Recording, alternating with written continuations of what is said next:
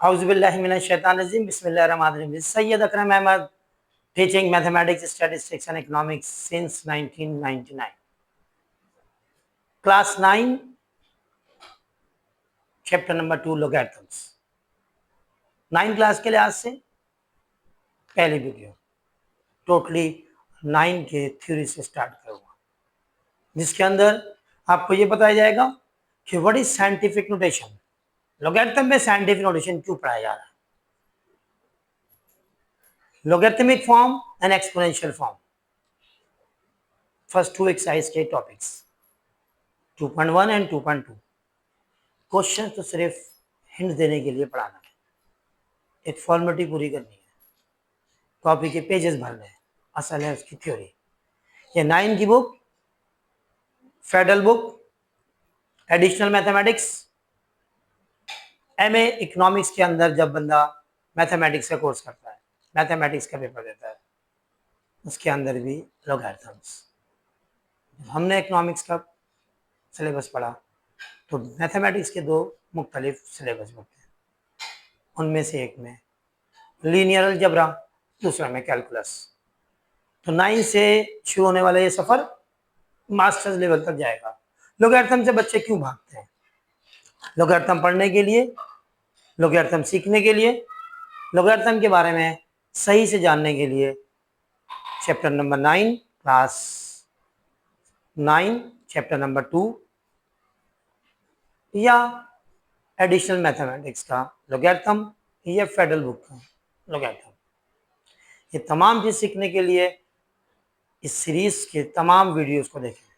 ये बताऊंगा कि एक्सपोनेंशियल फॉर्म से लॉगरिथमिक फॉर्म आया कैसे, ये बताऊंगा लॉज ऑफ लॉगरिथम के इस्तेमाल, ये बताऊंगा कि सिंप्लीफिकेशन ऑफ नंबर्स लॉगरिथम की मदद से करते हैं तो उसकी मेन वजह क्या है, ये बताऊंगा कि कैरेक्टरिस्टिक्स माइनस में भी हो सकता है, प्लस में भी और जीरो भी, मैंटिस से हमेशा पॉजिटिव क्यों होता है, लॉग टेबल के अंदर पॉइंट क्यों नहीं लिखा हुआ है, लॉग टेबल 10 से स्टार्ट क्यों हुआ,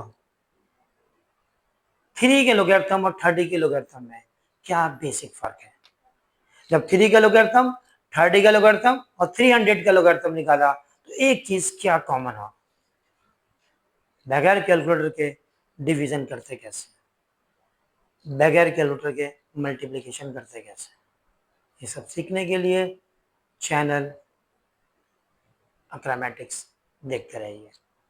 स्टार्ट करते हैं ऑर्डिनरी फॉर्म से. बहुत बड़ा नंबर है, बहुत छोटा नंबर है, उसको आमतौर पे हम जिस तरह से लिखते हैं वो सारे फॉर्म ऑर्डिनरी फॉर्म कहलाते हैं.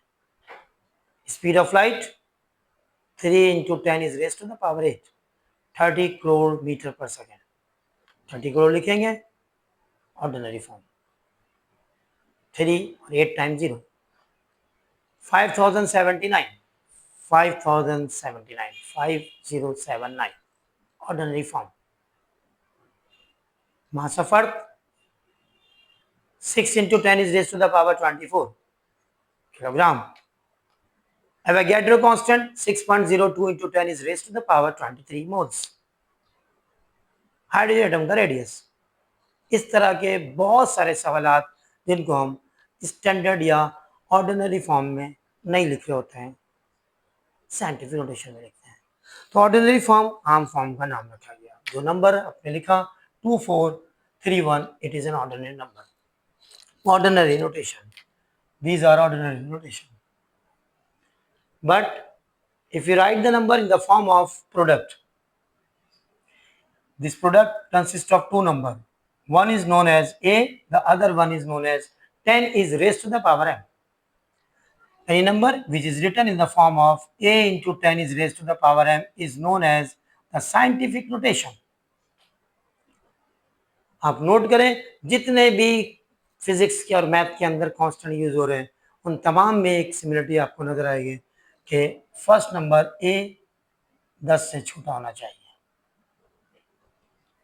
इट मींस रिस्ट्रिक्शन क्या है, A should be greater than equal to 1 but less than 10. It is the restriction condition. अगर कोई लिख दे 60.3 × 10 is raised to the power 22 तो गलत नहीं है, बस वो साइंटिफिक नोटेशन नहीं कहलाएगा. In scientific notation, every number is written in the form of a into 10 raised to the power m. This m is known as characteristics of the logarithm. यही m जो है वो characteristics कहलाता है. जो 10 के ऊपर पावर है वही characteristics कहला रहा. इसका मतलब अगर कोई नंबर एक डिजिट का है, जैसे 7, जैसे 9, तो इसके भी साइंटिफिक नोटेशन होना चाहिए. तो याद रखें, ऐसा नंबर जो 1 और 10 के दरमियान में लाई करे या 1 हो, उसके साइंटिफिक नोटेशन इस तरह से लिखा जाएगा. 9 may be written as 9 into 1 and 1 may be written as 10 is raised to the power 0. So characteristics of a number having only one digit or a whole number of one digit is always equal to 0. ये पता चला कि scientific notation की वजह से हजारों values ऐसी हुई जो वक्तन फवक्तन टीचर्स ने याद कर ली, टीचर्स को समझ में आ गया वन एवोगैड्रो कांस्टेंट इतनी बड़ी वैल्यूज है. Mass of earth capital G की बात करें 6.67 into 10 is raised to the power -11 newton metre square पर किलोग्राम स्क्वायर. इट मींस ये तमाम वैल्यूज इतनी छोटी और बड़ी हैं कि उसको आम तरीके से याद करना बहुत मुश्किल था. तो ये बात समझ में आ गई होगी साइंटिफिक नोटेशन क्यों बनाया गया. साइंटिफिक नोटेशन क्या पैटर्न क्या है, साइंटिफिक नोटेशन में नंबर लिखते हैं किस तरह से. अब बात करते हैं कन्वर्जन की. When number is in the form of ordinary 40.7, so what will be the scientific notation? जब भी किसी नंबर को साइंटिफिक नोटेशन में लिखेंगे तो डेसिमल यानी पॉइंट को फर्स्ट नॉन जीरो डिजिट के बाद शिफ्ट करेंगे. सो 40.7 will be 4.07 into 10 is raised to the power. अगर पॉइंट लेफ्ट की तरफ शिफ्ट करना पड़ रहा हो तो प्लस का नंबर आएगा, यहाँ पे +1. +1 जब लेफ्ट की तरफ, अगर राइट की तरफ शिफ्ट करना पड़े तो माइनस. ये प्लस सिर्फ इंडिकेट कर रहा है कि इसका पॉइंट लेफ्ट की तरफ गया. अगर इसी तरह से एक नंबर लिखा हुआ हो 0.3215, तो what will be the scientific notation. Rule के मुताबिक फर्स्ट नॉन जीरो डिजिट में शिफ्ट करना है. तो 32 इसका मतलब 3.215 into 10 is raised to the power. अब राइट पे पॉइंट गया, इट बिकम्स -1. उम्मीद करता हूं कि ये टॉपिक समझ में आया होगा. बात करते हैं कन्वर्जन में scientific notation into ordinary form. मिसाल के तौर पर एक साइंटिफिक नोटेशन है 1.75 into 10 is raised to the power 3, that is +3. तो जब +3 है तो इसका मतलब जब ऑर्डिनरी फॉर्म में था तो इसका पॉइंट राइट से लेफ्ट पे आया. इसका मतलब अगर कोई पोजीशन राइट पे था उसको लेफ्ट पे लाना हो तो यकीनन आपको इसको ओरिजिनल फॉर्म में लाना है. तो आप क्या करेंगे, पॉइंट राइट से लेफ्ट पे आया था, अब लेफ्ट से राइट पे कितने डिजिट राइट पे जाएगा, +3, 1 2. जितने डिजिट कम पड़ेंगे उतना ही जीरो लगा देंगे. 2 डिजिट पहले से है, 1 डिजिट कम पड़ रहा है, 1 जीरो लग जाएगा. It is called ordinary form. हम बात कर रहे थे साइंटिफिक नोटेशन को ऑर्डिनरी फॉर्म में, तो 4.31 into 10 is raised to the power -3 अगर हो. माइनस इंडिकेट ये कर रहा है कि ये डेसिमल राइट से लेफ्ट की तरफ आएगा, चूंकि पहले ये लेफ्ट से राइट की तरफ गया. तो अब यहाँ पे माइनस है तो ये पीछे आएगा, 1 डिजिट पहले पीछे आया. फिर होना कितने चाहिए थे, 3 डिजिट. चूंकि साइंटिफिक नोटेशन में हर हाल में पहला नंबर जो होता है वो 10 से छोटा होता है, तो हमेशा पॉइंट से पहले एक ही डिजिट होगा. तो जब एक ही डिजिट होगा तो अंडरस्टूड हो गया, बाकी जितने डिजिट होंगे वो 0 होंगे. उम्मीद करता हूं कि साइंटिफिक और ऑर्डिनरी फॉर्म का कन्वर्जन क्लियर हो गया होगा. बुक के सवाल प्रैक्टिस करें, जो सवाल समझ में नहीं आए कमेंट्स करें. कोशिश करें कि कमेंट्स करते वक्त ख्याल रखें. एक इम्पॉर्टेंट बात बता दूं कि जो लॉगरिथमिक फॉर्म और एक्सपोनेंशियल फॉर्म है यही आपके बेस है. This called is exponential form. A is raised to the power x is equal to b. It is called an exponential form. A number which is written in the form of a into a is raised to the power m is known as exponential form. जैसे 9 may be written as 3 square. 5 cube is equal to 125. These are called exponential form. So what is logarithmic form? In the form logarithm of the number. It is read as logarithm of b to the base a, not log ba. Logarithm of b to the base a. It means equal to से पहले ये सारी चीजें complete पढ़ना है. ये नहीं कहना चाहिए log b is equal to x. Log b to the base a is equal to x.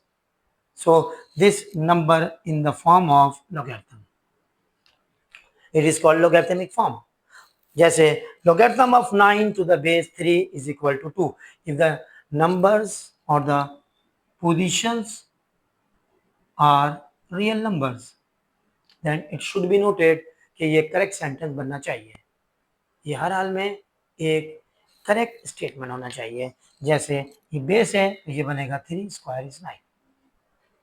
Check करें 3 का स्क्वायर 9. जो राइट में नंबर आता है वही तो एक्सपोनेंट होता है. यही तो लॉग की डेफिनेशन है.